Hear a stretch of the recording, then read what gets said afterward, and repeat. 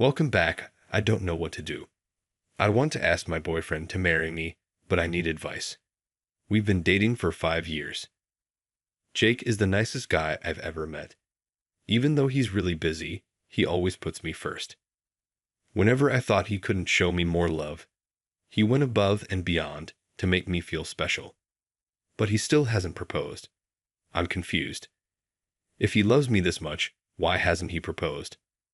My friends, who didn't feel as loved as I did, were getting married, and I was left waiting. I was running out of time, but one Friday, he picked me up as usual, looking cheerful and excited. I thought that day would be when he proposed, but to my disappointment, he told me that his younger brother had set a wedding date for the next month. I felt awful because it seemed like Jake didn't see me as someone he wanted to marry. He was financially stable and had his own place. What more did he need? His excitement was because he was going to be the best man and give a speech on that day. I couldn't conceal my disappointment, so I called my best friend Sami, but she didn't answer. Feeling down, I called my aunt for comfort. She liked Jake, but thought he wasn't ready for marriage, suggesting I consider other options. I blame her for the advice that led to my actions with Alan. I meet Alan outside the venue of Jake's brother's wedding. I had to step out because I couldn't bear the applause and sweet talk for the newlyweds, especially witnessing Jake happily teasing the bride and groom. I realized that if I stayed there, I might go talk to him. I didn't notice Alan right away because I was still upset. Then someone came up to me and asked if I wasn't a fan of weddings. The question surprised me, and I laughed. I looked at him with curiosity. He was well-dressed and good-looking. He introduced himself, and I did the same. He told me he thought I was too beautiful to wear a frown, and I blushed. He said he thought I was too beautiful to have a frown on my face, and I blushed. We continued talking, and I found myself captivated by him. We swapped contact information, and then I went back inside. I can't say if it was because of his wonderfully expressed compliments or because I was upset with Jake. But I caught myself thinking about Alan. So when my aunt asked about the wedding, I ended up telling her about Alan instead. She was excited and suggested that I keep in touch with him. I asked her what would happen with Jake, and she said it didn't matter if neither of them knew about each other. I told my best friend about it, and she laughed, saying I was close to getting married, but still interested in someone else. I asked her where the ring on my finger was. In the following days, Alan and I chatted on the phone. He was charming, and I found myself really liking him. We see each other 2 times in a week. It was simple to plan because Jake was really busy with work and didn't have much time for me. Instead, he sent bouquets of flowers. When Alan said he wanted a real relationship and was thinking about settling down soon, I felt so excited that it felt like my insides were going to burst. It was as if our stars aligned. The day he officially asked me to be his girlfriend was the first time we got close physically. Later, I cried because I felt guilty. I had never cheated on Jake before, but I didn't want to be single forever. I called my aunt and poured out my heart to her. She suggested that I wait until I was certain Alan was about to propose before breaking up with Jake. So, I kept going in my relationship with Alan, even though it felt both good and wrong. The guilt made me stay away from Jake, even when he wanted to see me. I knew that if I got too close to him, I would crumble and confess everything to him. Eventually, he became persistent about seeing me and asked why I was avoiding him. I didn't have a real reason, so I told him it was because my pedicure services were taking up my time. He looked at me with a knowing expression, like he could understand everything about me. I got scared and called my aunt afterward. After Jake left, she told me to be careful. A few days later, Sami called me to let me know that Jake wanted to propose to me and make it a surprise. Jake wasn't sure how to do it, so he asked for Sami's assistance. I felt thankful that she informed me because I realized I needed to break up with Alan before moving forward with this new chapter. I was too afraid to tell him in person, so I sent him a message instead. I thought he might call, so I blocked his number. I went to stay with my aunt, just in case he tried to find me at my apartment. Luckily, my roommates didn't know where my aunt lived, so they couldn't tell anyone.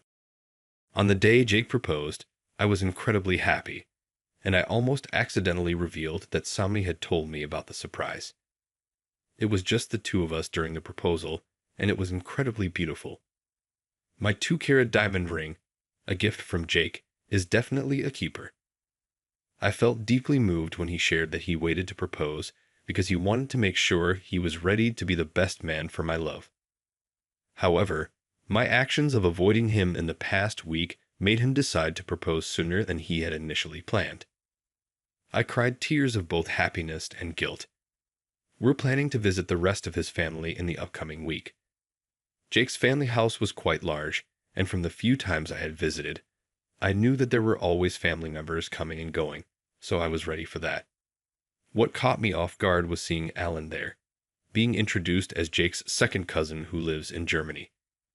I was in a daze and didn't even realize my legs were moving until I found myself rushing to the nearest bathroom, away from Jake's and Alan's shocked expressions. I needed to collect myself and figure out what to do. I tried calling my aunt, but I couldn't reach her. So, I called Sami and had to begin explaining everything from the moment I met Alan because she was only aware of our first encounter. Sami expressed disappointment that I hadn't told her earlier, but she urged me to stay composed.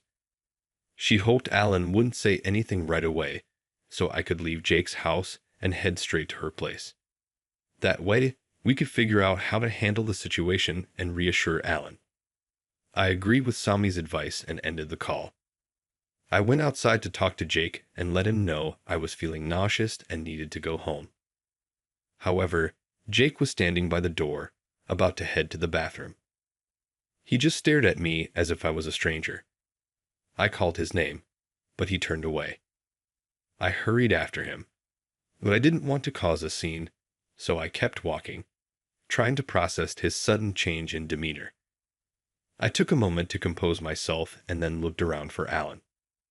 When I couldn't find him, I continued searching for Jake, but he was nowhere to be found. I was puzzled by his behavior. I wondered if Alan had said something to him. I always thought men weren't usually so talkative about personal matters. Could he have heard what I told Sami? I realized my mistake in confiding in Sami while I was at Jake's home. I felt an urgent need to find out if Alan had revealed anything to Jake. Update.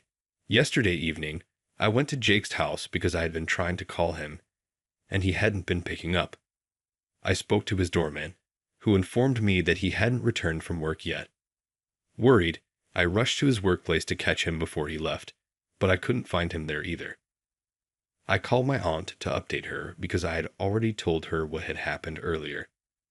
She advised me to call Alan and ensure he would cooperate, even if it meant offering him closure one last time.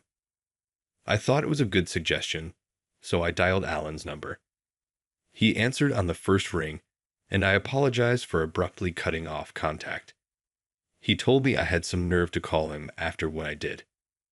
He asked me never to call again and cut the call. I rushed to the apartment where Alan was staying and rang the doorbell. Upon opening the door, I was shocked to see Jake, his brother, and a bruised Alan standing in front of me.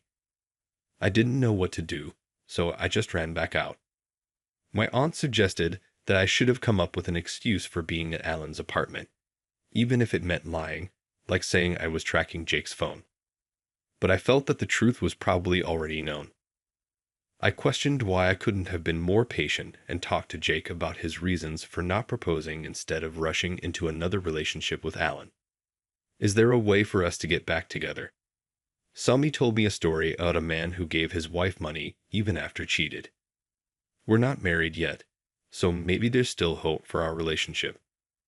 I'm in a dilemma because Jake hasn't said a word to me. He isn't returning my calls, and he hasn't even asked to meet up. How much does he know? Alan blocked my number. I don't know if he did this for sure. What should I do now? Can anyone give me advice on what to do next? Edit.